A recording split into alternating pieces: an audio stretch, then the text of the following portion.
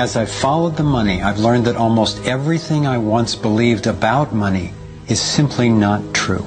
It's interesting how few questions we actually ask about very everyday things, like when we go into a bank and we ask for a loan of, say, $50,000, £50,000, what actually happens? You see, most people live their lives based on a kind of vague image of what happens. What actually happens is you ask for £50,000, they type into your account £50,000. That's all they do. They don't mint any coins, they don't print any money, they don't move any precious metal anywhere. They just put £50,000 into your account on a computer screen. From that moment, you start paying interest on money that has never, does not, and will never exist. It turns out that banks actually have about 9 times as much money loaned out as they have on reserve in their vaults. This is possible because of what's referred to as fractional reserve lending. The way it works is that the Federal Reserve, or the central bank in any country, is legally allowed to determine the amount a bank must have on reserve. In the U.S., it's currently around 10%. So if you deposit $10,000 into the bank sets aside 10%, or $1,000, and then loans out the rest of your money. The way it works is, say another person comes into the bank and asks for a car loan of $9,000. At this moment, the bank loans out the $9,000 from your original deposit. It isn't there anymore. The borrower then pays the person selling the car, and they go deposit the money into another bank, which is part of the same central banking system. This $9,000 is treated as a new deposit, and the process continues. The money gets redeposited and reloaned until the initial deposit of $10,000 becomes $100,000. The banking system just created $90,000 by loaning out your money. Apparently it began with the goldsmiths in the 17th century, when people were trading in gold. Gold was heavy to carry around, so people stored the actual metal in vaults and traded receipts instead. Those receipts were the first paper money. Since only a few people would withdraw their gold at any given time, the vault owners, basically the new bankers, began creating receipts for more metals than they actually held. They loaned out those receipts and charged interest on money, gold, that they didn't really have. That's how our so-called fractional reserve system was born. In this system, the bankers get to make up money out of nothing, while the rest of us have to work hard to earn it. It has created a modern form of serfdom where the mass of society is now working to pay off their debt to the banks.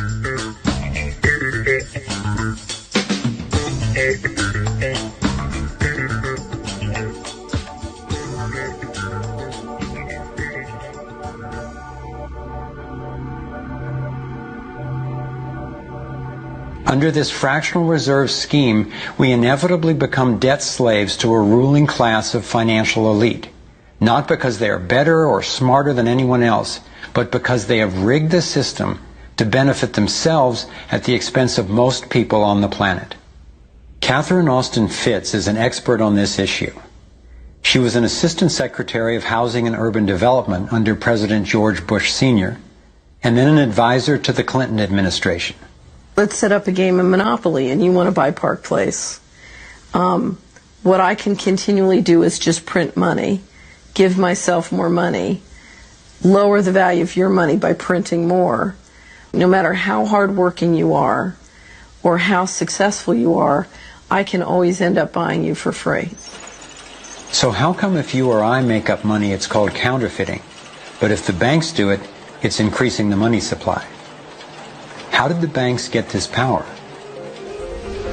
This is Jekyll Island, where in 1910, representatives from the Rockefellers, Rothschilds, Morgans, and other private bankers gathered, secretly, to draft the legislation that would create the Federal Reserve. Ed Griffin literally wrote the book on what happened at Jekyll Island. Central banks are banking cartels which have gone into partnership with the respective governments in the countries where they operate. And they've been given monopolistic power over the creation of the nation's money supply. That's what the politicians handed to them as a gift, you might say, for the partnership. Now, in return, what did the bankers do for the politicians? They promised to create money out of nothing, now that they've got this legal power to do it anytime the government needs it. And since 2008, we've witnessed the greatest fake money printing run in recorded history. This financial sleight of hand disguises the costs, hides who's to blame, and leaves us as debt slaves working to pay off the bill. I found it revealing that in the same year the Federal Reserve was founded, 1913, the Internal Revenue Service was also established. An income tax was then instigated so you and I would have to pay the politicians' debt plus interest to the bankers. The problem is we have a privately owned central bank system in the United States disguised as a government-owned system. Now, if you look in the telephone book here in the Washington, D.C. area, you look up for Federal Reserve in the blue government pages, it's not there. It's in the white pages right next to Federal Express.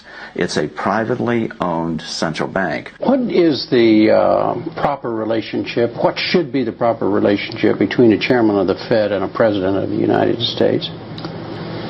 Well, first of all, the Federal Reserve is an independent agency, and that means basically that there is no other agency of government which can overrule actions that we take. There is no other agency of government which can overrule actions that we take. We have a private bank that prints money on behalf of the Treasury. The Federal Reserve prints money on a debt-based system which creates scarcity. But it puts a group of insiders in a position of having access to all the data about the economy when we don't. So you have a small group of bankers who understand the data on how the money works in the economy, and it gives them the ability to print money in a way that the insiders are protected and everybody else is drained. Catherine went on to compare a healthy economy to a vibrant torus, balanced, freely flowing, and energized throughout, in contrast to what's happening in our current economy. What you have is a system that's very dynamic, and it's trying to optimize. But intertwined in the core of it, you have a tapeworm. The way a tapeworm works in your body is it injects a chemical into your body that makes you crave what's good for the tapeworm and bad for you. You have a parasite that's very much manipulating and engorging itself at the expense of the whole. We live in a tapeworm economy where the financial elite are the tapeworm and they're feeding on us.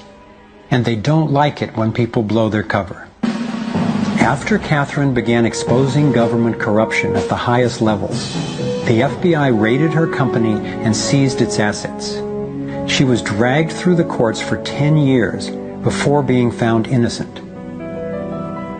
So we've got the Federal Reserve, a privately owned corporation with a monopoly on creating money, but with no accountability, backed up by a government with a monopoly on force.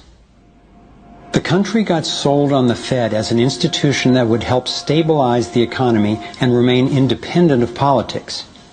But in fact, in close to a century of existence, the Federal Reserve has done just the opposite.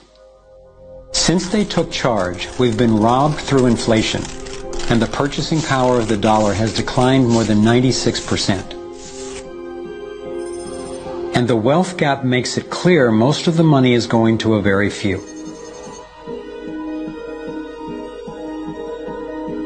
Only 16 years after the Federal Reserve was in power, America experienced the Great Depression.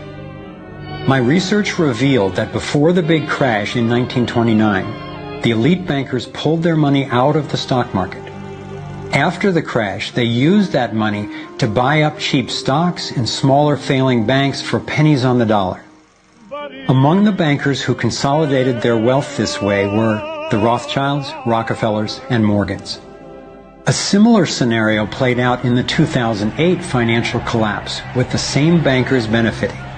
In the years leading up to the collapse, the biggest banks, including Bank of America, Citigroup, and Chase, controlled by the Rothschilds, Rockefellers, and Morgans, were bundling and trading bad loans that they knew would eventually fail. It's like putting rotten oranges in a box and selling them as grade AAA. The bundlers of the debt knew it was only a matter of time before someone would open that box and see that the content was worthless, since they were the ones who packed the boxes in the first place. When the rotten oranges, what we hear about as unsound loans, derivatives, and credit default swaps, were finally discovered, everyone was impacted. People lost their homes, their jobs, their businesses, and their retirements. Meanwhile, the biggest banks who created the problem in the first place were the ones who got bailed out. Why's that? David Icke explains how he sees the Federal Reserve rigging the so-called business cycles. Stage one, it's like throwing a fishing line out. Stage one, you put lots of money, units of exchange, into circulation. You do this by pushing interest rates down, by making lots of loans. This is the part of the cycle we call a boom. Because there's lots of units of exchange in circulation, there's lots of money changing hands. That generates lots of economic activity. That generates jobs. And as more and more money is spent, there's more demand. So companies take out more loans of fresh air money to increase their production. People get confident in their everyday lives. Hey, you know, I work for this company. They've got lots of orders. It's really going great. My job's safe. I tell you what, we can have a bigger house. Then they start to change it. What they do is they pull the fishing line in. They push interest rates up. Now, fewer people, are taking out loans, and they make the criteria for having a loan from the bank stronger anyway. And also, now, as interest rates have gone up, a larger part of people's income is going to pay back the extra interest and not being circulated in buying things. Suddenly, there's nothing like as much money in circulation, and therefore, fewer things are being bought. Companies start to go down in terms of their profits. They start to shed jobs, and they start to go out of business. People lose their jobs. They can't pay the mortgage anymore of the big house they took out in the good times. Now what the banks are doing is starting to reel the fishing line in, because as they go bankrupt, companies and individuals, the banks get the real wealth, the property, the land, the resources that they had signed to them for lending merely figures on a screen. Now this economic cycle of fishing line out, fishing line back, lots of units in circulation, pull them in, has been going on for centuries. And what it's done, it's stolen and accumulated the real wealth of the world in the hands of the few,